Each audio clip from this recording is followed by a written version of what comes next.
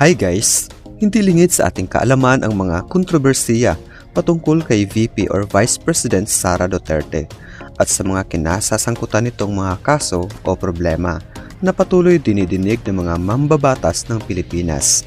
At trending pa rin ito sa mga social media at maging sa mga marites nating mga kapitbahay. At maging ang pambabatikos ng Vice President Sara sa 20 pesos per kilo na bigas ay naging usap-usapan ng mga mamamayan.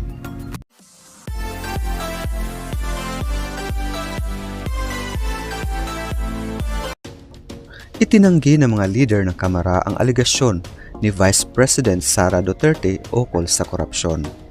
Sabi kay VP Sara, huwag ilihis ang isyu sa iyong secret funds.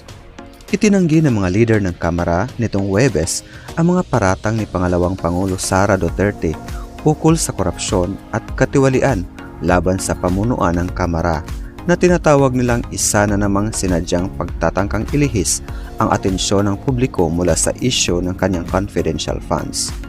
Naglabas ng pahayag ang mga mambabatas bilang tugon sa mga pahayag ni Duterte hinggil sa umano'y katiwalian sa 2025 national budget. Tinuro ng Pangalawang Pangulo si Speaker Martin Romualdez bilang pangunahing sangkot sa umano'y irregularidad sa pambansang gastusin.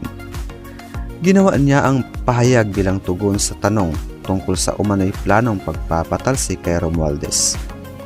Ipinagtanggol ni House Deputy Speaker David J.J. Suarez, isa sa mga kaalyado ng administrasyon, si Speaker Romualdez, at sinabing walang basihan ang mga paratang, lalo na at nanggagaling ito mismo sa isang opisyal na na-impeach dahil sa aligasyon ng katiwalian.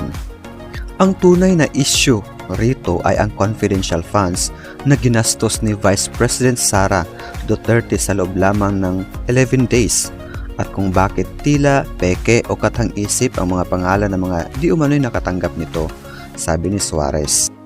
Kabilang sa mga pinaniniwala ang pekeng pangalan ang Mary Grace Piatos, Jay Camote, Miggy Mengo, Miko Harina, Ralph Joss Bacon at Erwin Q. Ewan na tila ginaya mula sa mga kilalang personalidad at produkto sa grocery.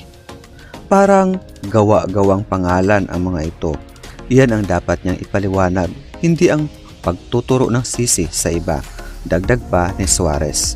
Samantala, sinabi ni House Deputy Majority Leader Paulo Ortega V na imbis na magparatang, mas makabubuti kung sagutin ni Duterte ang mga lehitimong tanong hinggil sa paggamit ng mahigit 600 million pesos na confidential funds at intelligence funds.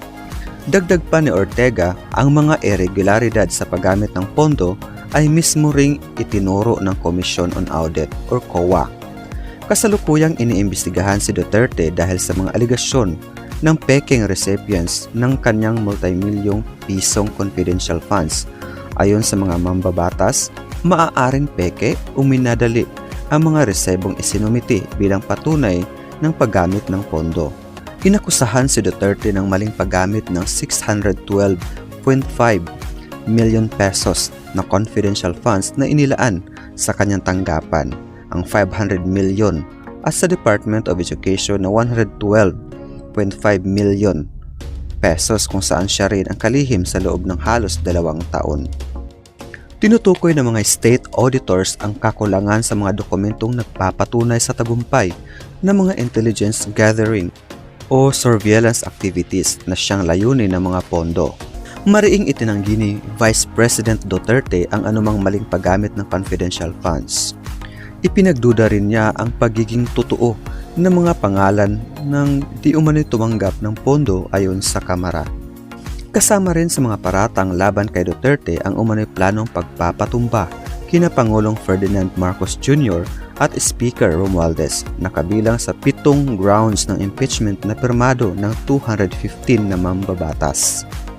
Giit ni Duterte, isa lamang itong well-funded at coordinated political attack upang pigilan ang kanyang planong tumakbo bilang Pangulo sa 2028. Haharap siya sa paglilitis sa Senado kapag nagsimula ang Kongreso sa huling bahagi ng Hulyo.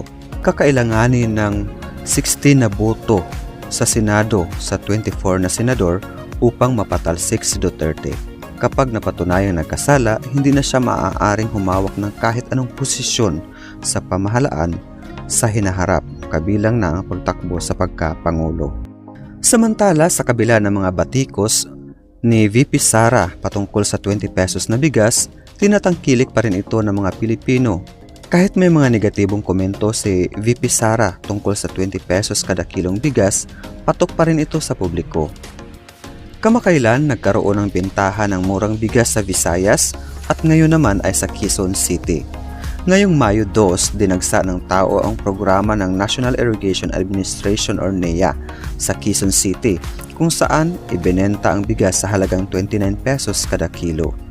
Samantala, pansamantalang sinuspende ng Department of Agriculture ang pagbebenta ng 20 pesos per kilo ng NFA rice or 20 bigas mo upang sumunod sa utos ng COMELEC na huwag gamitin ang mga programa ng gobyerno sa pangangampanya ngayong election period. Gayunpaman, tuloy pa rin ang pagbebenta ng NIA ng mas murang bigas para makatulong sa mamamayan.